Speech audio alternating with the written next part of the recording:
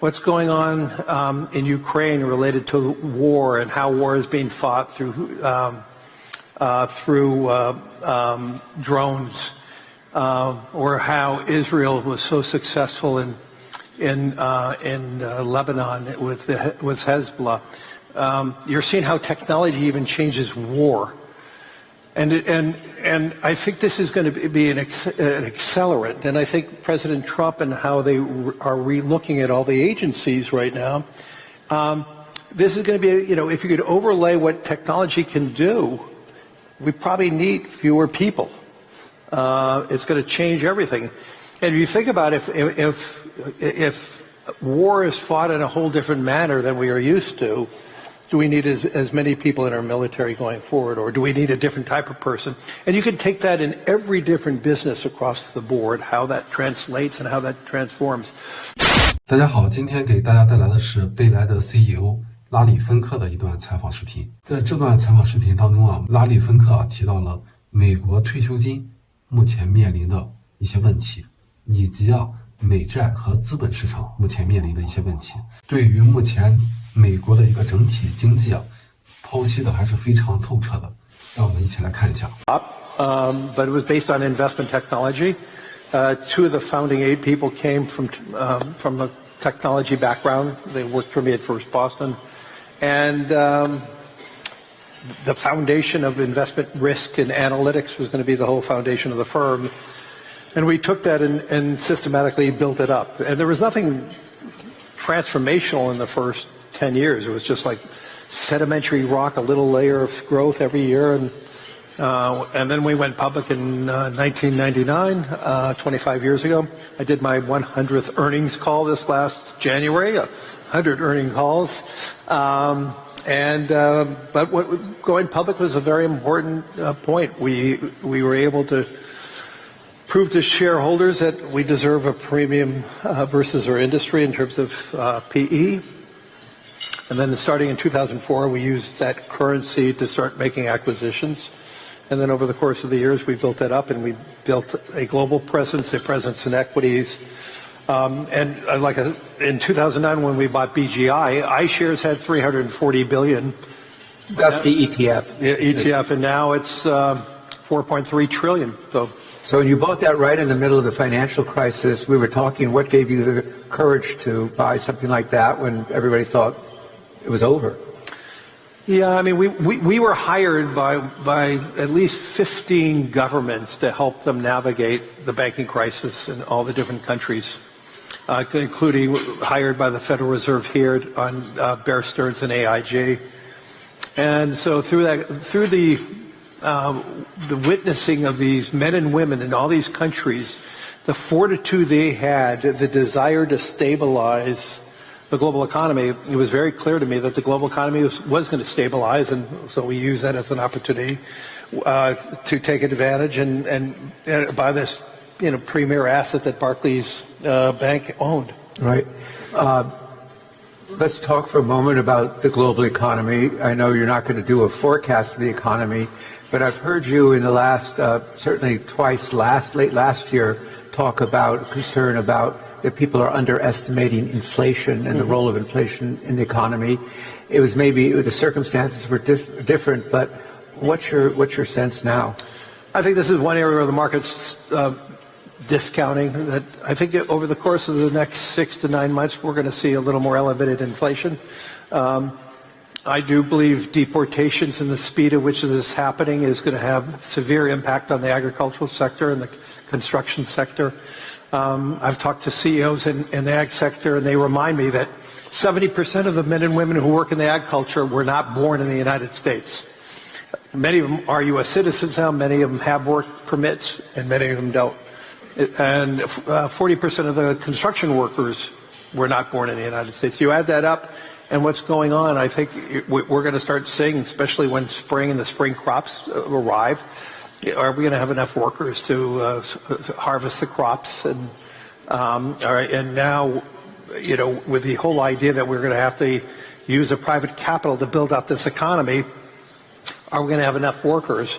I've even told members of the Trump team that we're going to run out of electricians as we build out AI data centers. We just don't have enough. So all of this is going to just have embedded inflation in it. But over the course of the next few years, my belief is we're going to have big deflation because of the advancement of AI and robotics and how that's going to reshape the economy. So, short-term inflation, short-term issues, but the long-term, I think we're going to see a real change in the long-term makeup of where inflation is going to be. So for the short term, it's really shortage of workers.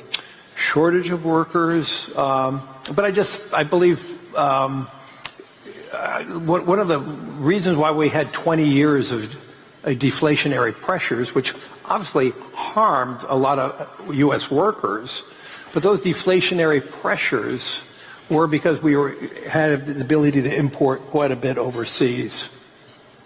And that's what kept prices down for so long. The themes today are very different.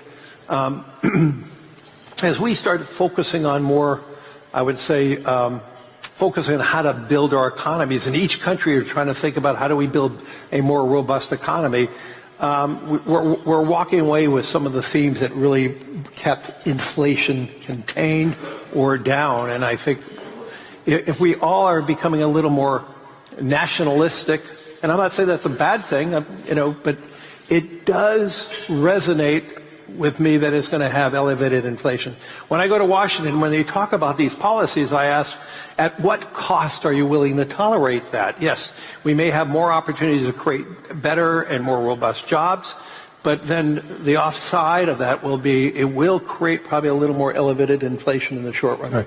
So we obviously a lot of conversations here this morning through the conference about AI, but I don't think anybody has raised the question that you raised about the deflationary impacts of AI over time.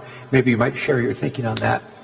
Well, I mean, if you see the advancements that what AI and robotics can do, it's going to change almost every business that we could think of. It's going to change, if you're just witnessing what's going on in Ukraine related to war and how war is being fought through drones, or how Israel was so successful in Lebanon with Hezbollah. You're seeing how technology even changes war, and I think this is going to be an accelerant. And I think President Trump and how they are re-looking at all the agencies right now.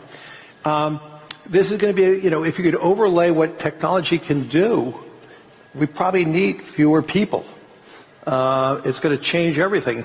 And if you think about it, if war is fought in a whole different manner than we are used to, do we need as many people in our military going forward, or do we need a different type of person? And you can take that in every different business across the board, how that translates and how that transforms. I was with a CEO, an Asian CEO that builds phones.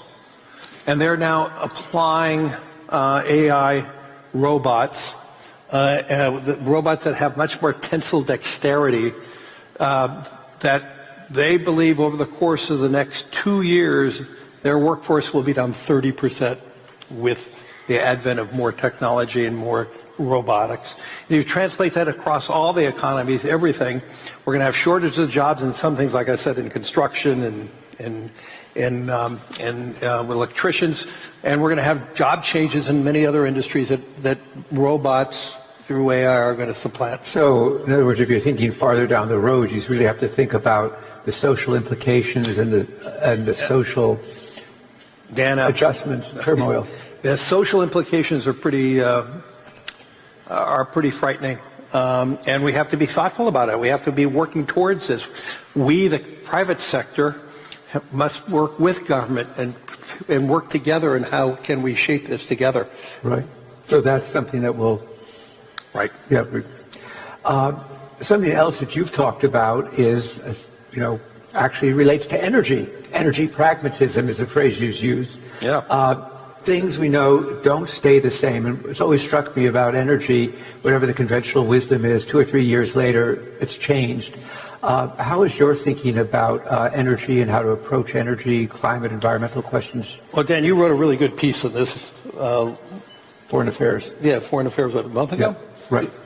I mean, I could just copy what you just said, but with 2 other people. But it was a really good here. piece Yeah. with Peter. And Atul. Yeah. Right.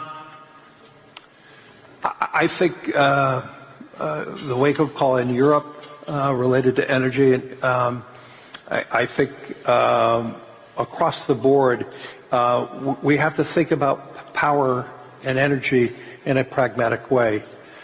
When the whole conversation, including some of my CEO letters back a few years back, when we talked about that we're going to have to focus on decarbonization, I still believe that, but I also caution that any decarbonizing technology right now is highly inflationary, and I think the market has for the reasons you've said, because of cost of the technology, cost of technology, and we don't have that. I mean, you know, everyone talks about the opportunity with hydrogen. Well, we can have green hydrogen and blue hydrogen, but is anybody willing to pay the cost? So there's a good example of a technology. But across the board, we have to be working side by side in trying to find ways of reducing the costs of wind and solar and other energy sources. But let's be clear, we're going to be dependent on dispatchable power for a long, long time. And if you overlay now AI data centers and the unbelievable need for power, and even the U.S. government is estimating that we're going to go up, data centers represent 2% of our grid in the United States, and by 2030 it'll be 8%. And there's more, or 12, some say. Even 12. I was going to say that may be small. Yeah. So if it's 12, well, we have to be upgrading our grid, which is going to require a lot of private capital, and we're going to be using a lot of dispatchable power to power that. In fact, we've been talking to a lot of the hyperscalers, and about 4 years ago they would say, if we're building a data center, it must be renewables, and about 2 years ago, they said we preferred renewables, and today they care about power. So things don't stay the same, right? No, but I do believe we could be using a lot of dispatchable power. At the same time, the opportunities we have in building out carbon capture simultaneously that Occidental's doing, and because you're partners now with partners with Oxy. But there are many opportunities of working side by side to try to work this out, and that's what when I talk about pragmatism, it's that how to solve these problems in a holistic way. And I think, look, the United States has huge opportunities in doing this. But let's pause for a second. We still do not have a proper strategy related to nuclear. At the present time, China is building out 100 gigawatts of power this year using nuclear. Within 5 years, China is going to have probably the majority, if not 100% of their internal combustion cars are going to be electric. And so we just have to be aware of how the world is changing and rapidly changing. But in the United States, because of our blessings of our geology, that we have all the dispatchable power that we need, let's be clear, gas is going to play a major role in the United States for tens of years, and maybe 50 plus years. Should we think that maybe BlackRock is going to do something in the data center? Well, we already announced a partnership with MGX of Abu Dhabi with NVIDIA and Microsoft. We will have a lot more to announce in the coming weeks about our other partners. Let me just leave it at that without revealing anything more. Right. But we're working around the world in terms of... This fund will have 65% of the capital that's going to go to be invested here in the United States, and 35% elsewhere, working alongside with the U.S. government. The big issue will be export permits on advanced technologies. Right. So I've read and heard you talk about the relationship between infrastructure, debt, AI, energy, as a related set of issues, and I'd like to unpack it and start with your concerns or how you view, I think, is it $36 trillion or $37 trillion of U.S. debt, and how you manage debt that exceeds GDP. I wrote about this in my last year letter, and this coming letter that's coming out will be a part of it. I'm frightened of our deficits. Our interest payments are now larger than what we're paying for defense. And at the pace, let's level set. In the year 2000, the U.S. deficits were $8 trillion. That's after 230 odd years as a nation. In the last 24 years, our deficit went from 8 to 36. And we can't continue at this pace. And the only way we can navigate this, it's not by cutting, because cutting is going to destroy the economy. We must grow the economy. And I wrote that we must, and I wrote this in an editorial in the Wall Street Journal on Election Day, we have to encourage more and more private capital. And this is why if we can reduce the timing of permits, reducing regulatory burdens, we could have a real opportunity. There's huge pools of long-term capital that is looking to invest, whether it's in data centers or ports or other things like that, that throws up, a low double-digit return, mid-teens returns, that pension funds, sovereign wealth funds, insurance companies would love to be investing side by side. And so the key about our deficits, we have to change our mindset in the United States that we cannot have deficit financing building everything. We need to be, and that goes to also municipal financing, because we're taxing all the municipalities too, because we have such huge, it's estimated we have over $2 trillion as a country in deferred maintenance.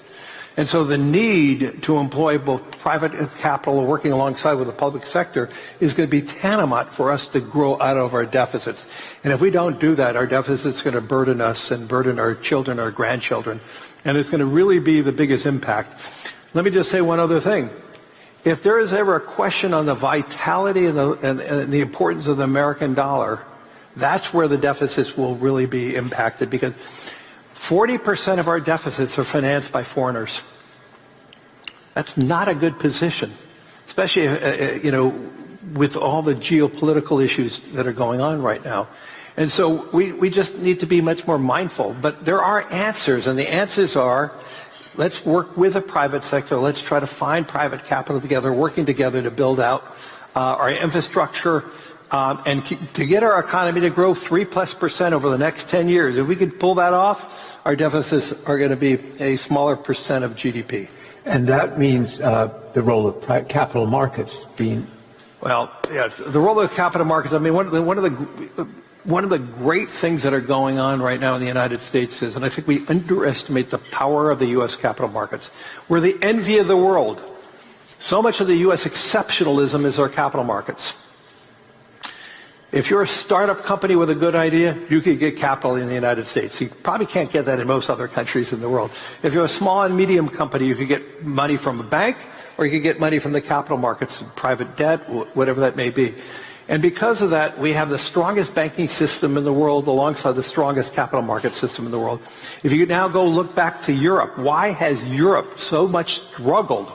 Well, they don't have a banking union, they don't have a capital market union, and they have been struggling to build around that, and it hasn't happened. We are working with many different countries right now about building out the capital markets in the various countries. They see the value of having domestic savings in the country to invest back in their own country. We're launching a big retirement platform in India, offering low-cost ETFs, almost in a microfinance way with Reliance Jio. We're working in Saudi Arabia, in the kingdom right now, to build a mortgage-backed securities market, because there's not enough capital to finance home ownership in the kingdom. And so across the board, there are opportunities. And so the future is going to be for economic growth in every country is having a robust banking system alongside a robust capital markets. So, you know, when one says a 36 or 37 trillion, there's a tendency almost to become numb to it. But when you look at that and see it continuing to grow like that, say a little more about what the apocalypse looks like. I mean, is it the dollar collapses? Is it? Yeah. Or no, the dollar will be weakening, and through the weakening of the dollar, interest rates go up aberrantly too high. I mean, our central bank and most central banks control the short end. And so the short end of interest rates. Yes, short end of interest rates, excuse me. But the long end is going to be a function of inflation, a function of demand, and that's how it's going to all play out.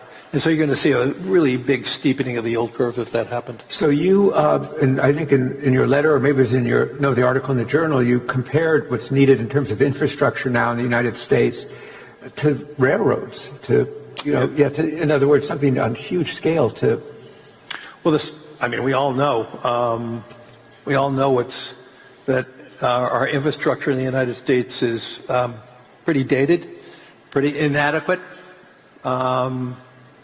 We're working with the state of Texas right now, how to making sure that Texas avoids brownouts. I mean, the most energy-rich state, and yet because of the model, and we've been working with the government here, and through the government's programs, they're building out now more capacity here to have less of an energy problem here in Texas. But the need for private capital is greater than ever before, but the capital is there. That's the beauty of it. All right. And what are you doing in Texas? I mean, can you elaborate on that? Yeah. Let's see. We have with Texas Energy Company, we have about $108 billion invested in the energy companies. We own, I think, as last I looked, 6.5% of all the municipal bonds that are issued by Texas. We have offices here ourselves now in Texas. We're pretty active in Texas. Right, okay. And Houston, with the mayor here. And in Houston. We own a lot of the Houston municipal debt. Well, what got a lot of attention in terms of infrastructure investing and maybe misrepresented in the press, the notion that BlackRock had bought the Panama Canal. I think you've tried to correct that impression and also making it clear that it wasn't just, first it was ports, and it wasn't just Panama. So tell us what you've done and why you've done it. Well, first of all, my kids called me and said, BlackRock bought the Panama Canal. Can we go on it? And I said, we did not buy the Panama Canal. This is something we've been working with the seller, Hutchison Whampoa, for some time, but it was a very concentrated period, about 2 weeks, where they've been faced with a very poor stock price for some time. From our estimates, Hutchison was trading at 30% of book. And they decided, after much deliberation, to see what the market would take related to selling their 44 ports in 32 countries. I mean, there are 6 of the ports are in the Suez Canal. No one ever mentions that one, or all the other ports that are around there. 6 just in the Suez Canal. Yeah. But through through GIP, which is a company we bought last year, there is a partnership between GIP, BlackRock, and the largest shipping company in the world. And they own a port company called Till. We had the most strategic, I would say, partnership to build this out. And through this acquisition, we are going to have 100 ports in our portfolio. And we look at this as a real milestone and a real opportunity. Unfortunately, the far left and the far right didn't mention that we bought 44 ports. They mentioned we bought 2. And so the total consideration, I would say the 2 ports in Panama represent about 4% of the total consideration value of that transaction. But that's another great example of private capital coming there. The amount of demand that we have heard from our LPs, our co-investors across the board, I believe we probably could syndicate this about three times. Are ports a good business?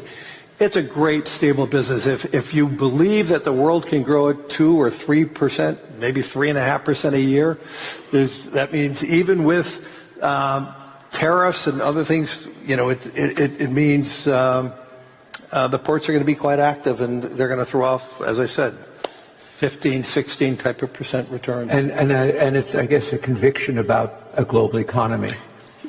Yeah, and we are a firm believer that the world economies over a long cycle are going to be fine. There are going to be opportunities, and the need for global trade is only going to be larger and stronger, not weaker.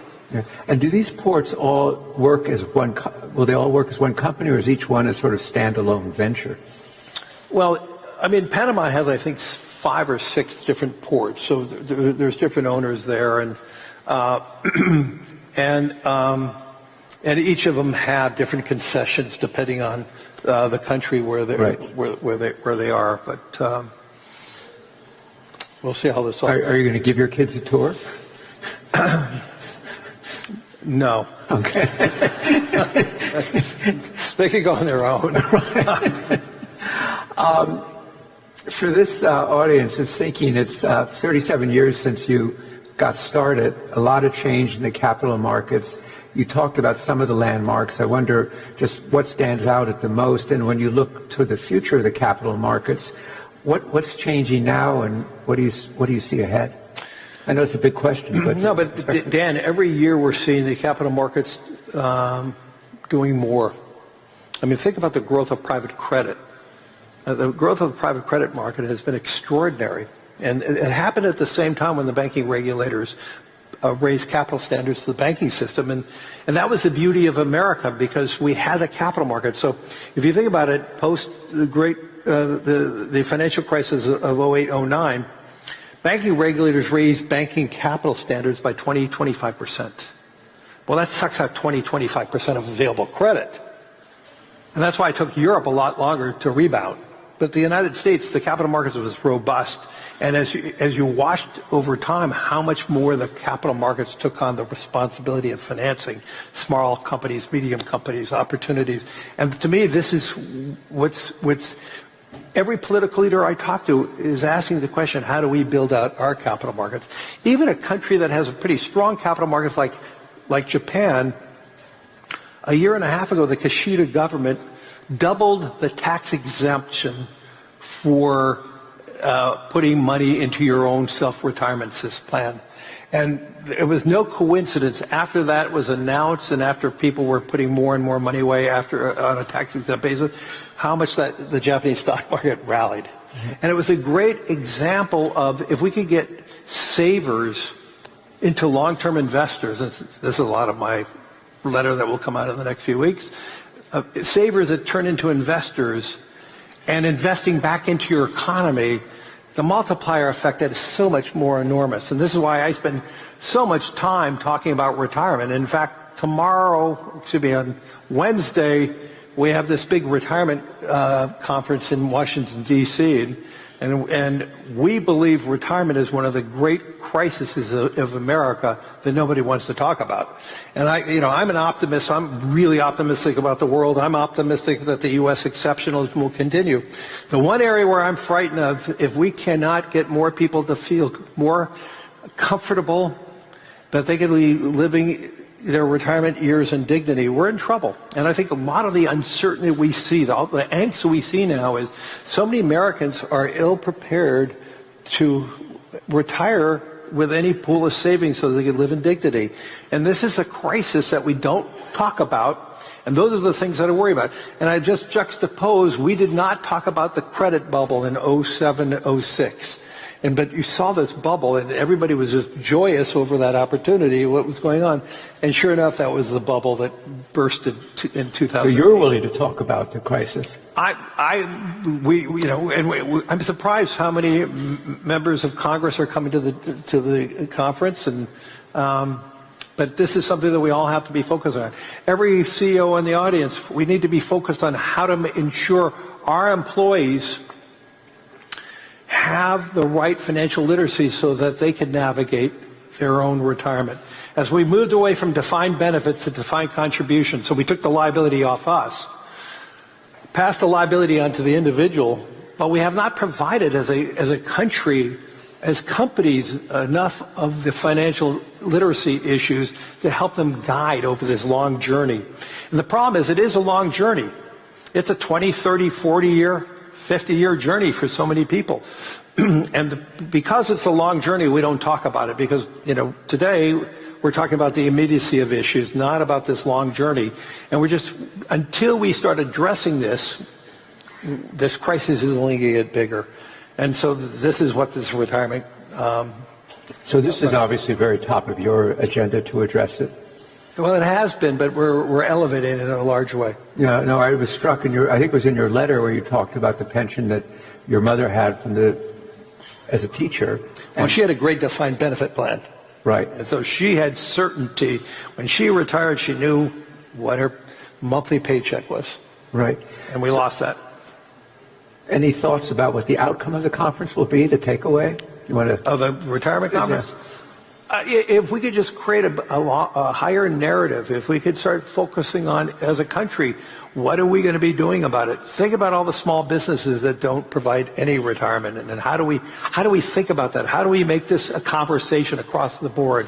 And to me, this is the beauty of this country. When we have a conversation, we fix problems. When we don't have a conversation, we delay the problem. Right. And the problem gets larger as we delay it. So, well, Larry, you've had a tremendous impact on the global financial system, certainly the U.S. You've laid out a path on infrastructure investing as a way to get growth going, and certainly focusing on retirement, which is, as you say, as people live longer, this problem becomes more acute. So, can you see this? Make energy great again. Yeah. Okay. So let's end on Make Energy Great, and also really thank Larry for coming and sharing this level of thought that grows out of so much experience and insight into the global financial system. So join me in thanking Larry. Thanks, everyone. Thanks, Dan. 关于拉里芬克这段视频的文字概述、要点以及全文总结我也整理成 PDF 文档，大家如果想看的话，可以自行下载进行观看。这里挑几个比较重点的方向跟大家一起聊一下。这里提到了美国当前的国家债务和赤字情况如何。美国目前的国家债务已超过其国内生产总值，赤字随时间推移而增加。关注点在于如何在不通过削减损害经济的情况下管理这一问题，同时专注于经济增长以管理赤字。目前来看特朗普政府就是通过加关税等等一系列的措施在解决这个问题，包括马斯克成立了那个降本增效的部门，可以说不损害经济是很难做到的。这里提到了过去37年来资本市场发生了哪些变化。过去37年来我们注意到私人信贷市场的非凡增长和银行体系资本标准的降低，这使得资本市场在为中小公司提供资金方面承担了更大的责任。这里还提到了为什么美国的退休储蓄是一个危机。美国的退休储蓄被视为一个危机，因为许多人没有做好充分的准备，以足够的储蓄来维持他们的退休生活。拉里芬克虽然对世界和美国持乐观态度，但对人们对这一问题的缺乏准备和关注感到担忧。华盛顿特区的会议旨在解决这一危机，并提高员工的金融素养。